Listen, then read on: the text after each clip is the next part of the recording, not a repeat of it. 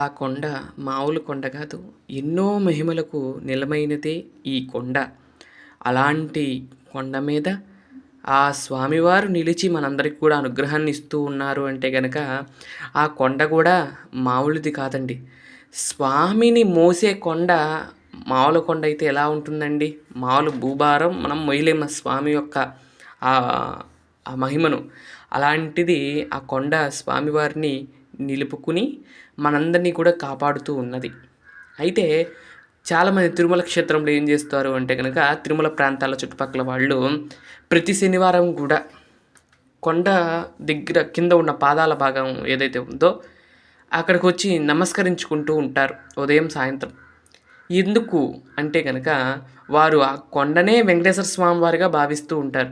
మీరు ఇంకో విషయం గమనించారో లేదో, మనం తిరుమలలో ఎక్కడున్నా గానీ, అంటే కొండ కింద ఎక్కడ ఉన్నా గానీ, ఏ ప్రాంతంలోనో చూసినా గానీ స్వామివారి ముఖము స్పష్టంగా కనపడుతూ ఉంటుంది. స్వామివారు పడుకున్నట్లుగా కనపడుతూ ఉంటది. నుదుడు, తర్వాత ముక్కు, పెదాలు అవి కనపడుతూ స్వామివారు శయన భంగిమలో ఉన్నట్లుగా ఉంటుంది ఆ కొండ. ఆ కొండను చూస్తే చాలండి స్వామిని చూసినట్లే అలా అనుకుంటారు. అలాగే అలిపిరి మార్గం దగ్గరికి వచ్చి అక్కడ కొబ్బరికాయ కొట్టి ప్రతి శనివారం చాలామంది చేస్తూ ఉంటారు. ఉదయం వచ్చి అలిపిరి దగ్గర మీరు చూసే ఉంటారు. శనివారం చూస్తే చాలామంది ఉంటారు. వాళ్ళందరూ మెట్లెక్కేవాళ్ళు కాదండి. వాళ్ళందరూ కూడా కింద స్వామివారి దర్శనం చేసుకొని అక్కడ పాదాల మండపంలో స్వామివారి యొక్క దర్శనం చేసుకొని మళ్ళీ వెనక్కి వెళ్ళిపోతూ ఉంటారు. అయితే ఈ పాదాల మండపం కూడా చాలా విశేషమండి. పూర్వము మనకి తాతాచారులు అనే ఆయన ఉన్నారు కొండ మీద, మీ అందరికీ తెలుసు. ఆయన ప్రతిరోజు కూడా పూజ చేసి కొండ కిందకి వస్తూ ఉండేవాడు. రోజు వస్తూ ఉండేవాళ్ళు. అలా ఒకరోజు రాలేకపోతే ఎలా ఎలా అనుకుంటుంటే స్వామి అక్కడ వచ్చి పాదాలుగా వెలిసారట. అదే పాదాల మండపం అంటారు. అక్కడికి వచ్చి స్వామివారి పాదాలు నిలిపారు కాబట్టి స్ ఎవరైతే పైదాకా రాలేకపోతారో వారు ఇక్కడ ఈ పాదాలు నమస్కరించుకున్న నా దర్శనమైనంత పుణ్యాన్ని ఇస్తానని స్వామి ఇచ్చారు. అలానే ఇప్పటికి కూడా తిరుమలలో శనివారం గానీ, శుక్రవారం వచ్చిందంటే వాళ్ళకి చాలా పండగగా ఉంటుందండి. వస్తారు, పాదాల మండపం దగ్గరికి వస్తారు. చక్కగా కొబ్బరికాయ కొడతారు. పువ్వులు అవి స్వామివారికి సమర్పిస్తారు. ఆ పాదాల మండపం దగ్గర ఆ స్వామివారి యొక్క పాదాలని చూస్తారు. ఆ తర్వాత పాదాలని తల మీద పెట్టుకుని ప్రదక్షిణం చేసి వస్తూ ఉంటారు. చాలా అద్భుతంగా ఉంటుంది శనివారము. మనం బయట నుండి వచ్చే భక్తుల కంటే అక్కడ వాళ్ళు కూడా లోకల్స్ కూడా బాగానే వెళ్తారు స్వామివారికి. అయితే మనం కొండ మీదకొచ్చేసరికి కొండలో ఎలాంటి కొండ కాదండి. ఇది వైకుంఠంలో ఉన్న క్రీడాద్రి అని అంటారు. అలాంటి కొండను ముందుగానే స్వామి రాకకు ముందే ఆ కొండను తీసుకువచ్చి ఇక్కడ పెట్టడం జరిగింది గరుడాళ్వారు. అందుకని ఆ కొండను తీసుకొచ్చి ఇక్కడ పెట్టి ఆ తర్వాత వారు వెళ్ళిపోయారు. తర్వాత కొన్నాళ్లకు ఈ కొండ మీదకు వరాహస్వామి వారు వచ్చి వేంచేసి ఫస్ట్‌గా అనుగ్రహించింది ఆయనే.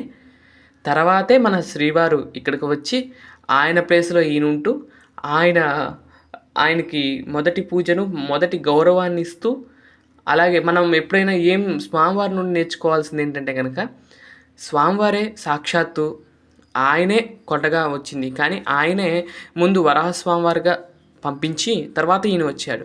అంతేగాని నా కొండ నేనే చేయాలి అనేది ఆయన అనుకునుంటే ఈయన ఉండేవాడు కాదు. ఈయన అనుకుంటే ఆయన ఉండేవాడు కాదు. అలా ఇద్దరు ఇద్దరు రూపాలు ఒకటే. ఆ వరాహస్వామి అయినా ఆయనే, ఈయనైనా ఆయనే.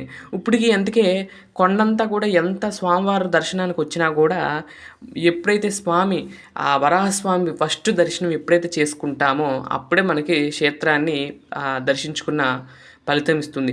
అంతేగాని నేను వెలిసాను అని నన్నే దర్శించుకోమని చెప్పలేదు స్వామి. ఆయనకు కూడా అంత పెద్ద గౌరవాన్ని ఇచ్చి ఆ కొండ మీద ఆయన స్థానం ఇవ్వబట్టే ఆయన ఉన్నాడు కాబట్టి కృతజ్ఞతగా స్వామివారికి తొలి నైవేద్యం, తొలి దర్శనంగా స్వామివారు నిర్ణయించి ఆ వరాహ స్వామివారిని ఎవరైతే మొదటి దర్శనం చేసుకుని ఆ తర్వాత స్వామివారి దర్శనం చేసుకుంటారో అప్పుడే యాత్ర పరిపూర్ణమవుతుంది. కానీ స్వామివారి దర్శనం చేసుకుని తర్వాత వరాహస్వామి దర్శనం చేసుకుంటే ఎట్టి పరిస్థితిలో ఆ దర్శనం కాదు, మీరు తిరుపతి వెళ్ళినట్లే కాదు. అలాంటి మహిమ ఉన్నది ఆ కొండ మీద. అలాగే ఆ కొండ మీద ఎంతోమంది ఋషులు తపస్సు చేసుకుంటూ ఇప్పటికీ ఉంటారు. పక్షుల రూపంలోనో, అక్కడ ఆ చెట్ల రూపంలోనో, ఏదో ఒక రూపంలో ఆ కొండ మీద స్వామివారు సంచరిస్తూనే ఉంటారు ప్రతినిత్యం గూడా. అలాంటి ఆ కొండ మీదను మనం అడుగు పెడితేనే చాలు, మనం అవన్నీ కూడా మర్చిపోవాలి. మనం ఎక్కడి నుండి వచ్చాము ఏంటనేది అవసరం లేదు. మన మనసులో ఏమీ ఉంది లేదు. అక్కడ కొండ మీద అడుగు పెట్టామా, అక్కడి నుండి అంతా కూడా స్వామి లీలే. ఆయన ఎలా నడిపితే అలా నడుపుతామే. అంతేగాని మిగతా ఆలోచనలు, ఇంటి దగ్గర ఆలోచనలు ఇంటికాడే పెట్టుకొని వచ్చేసేయండి. అంతా కొండ ఎక్కాము అంటే కనుక స్వామి లీల, స్వామి ధ్యానం తప్పితే ఇంకోటి చేయకుండా ఆ పరమ పవిత్రమైన ప్రాంతంలో చక్కగా గోవిందనామ స్మరణం, మీరు ఏ మూలన ఆ కొండ మీద ఏ మూల కూర్చున్నా మీరు ధ్యానం చేసినా స్వామి వస్తాడంటండి. అంత పవర్ ఉంది ఆ కొండ మీద. అలాంటి ఆ పవర్ ఛార్జర్ లాంటి ఆ కొండను మనం పాడు చేయకుండా మనం వెళ్ళి స్వామి దర్శనం చేసుకుని ప్రశాంతంగా వచ్చే అనుగ్రహాన్ని కలిగించమని స్వామిని కోరుకుంటూ, అయితే వెళ్ళేవారికి నా విజ్ఞప్తి ఏమిటంటే, అక్కడ రీల్స్ తీయటం కానీ, అంటే రీల్స్ తీయండి, స్వామివారు వస్తూ వెళ్తూ ఉంటే తీసుకోవచ్చు. అంటే మనంగా వెళ్తాం కానీ, చెప్పులు వేసుకుని వెళ్తాం కానీ, అదొక టూరిస్ట్ ప్లేస్ అయిపోతుంది ఉన్న కొందికి. అది టూరిస్ట్ ప్లేస్ అయితే ఎలాంటి ఇది కాదు. అది ఛార్జింగ్ పాయింట్. అది మనకి జ్ఞానాన్ని పంచే ఆ చోటుని జ్ఞానమయంగానే చూడాలి కానీ, ఎప్పుడు కూడా అలాంటి చోట్ల మనం పిచ్చి వేషాలు, పిచ్చి కథ చేస్తే ఎప్పటికైనా అది దెబ్బే, మనకే దెబ్బ తగులుతుంది. అయితే ఇంతవరకు అయితే కొండ పరమ పవిత్రంగానే ఉండేది. ఎప్పుడూ ఉంటుంది. కానీ ఈ మధ్య కొంచెం ఈ ఇన్‌స్టాగ్రామ్, యూట్యూబ్‌లు రావటం వల్లే కొంచెం ఆ రీల్స్ తీసుకోవటం అలాంటివి అనేది మానుకుంటే చాలా మంచిది. స్వామి దగ్గరికి వెళ్ళామా, స్వామి దర్శనం చేసుకున్నామా, ఆ స్వామి వెళ్తుంటే వీడియో తీసుకున్నామా, అది గుర్తుగా తీసుకున్నామా అని దాచుకోవటమే తప్పితే అలాంటివి చేయకండి. అలాంటివి చేస్తే చాలా తప్పుగా ఉంటుంది. ఆ కొండను పరమ పవిత్రంగా భావిస్తూ ఉంటారు. అది వైకుంఠంగా భావిస్తూ ఉంటారు.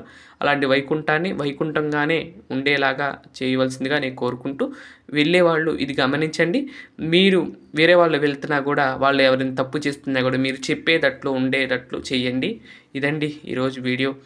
మరొక మంచి వీడియోతో రేపటి వీడియోలో కలుస్తాను. అంతవరకు సెలవు, నమస్కారం. ఇప్పుడు దాకా స్వామివారి యొక్క దర్శనం చేసుకున్నారు. మీ అందరికీ కూడా అనేక శుభాలు కలగాలని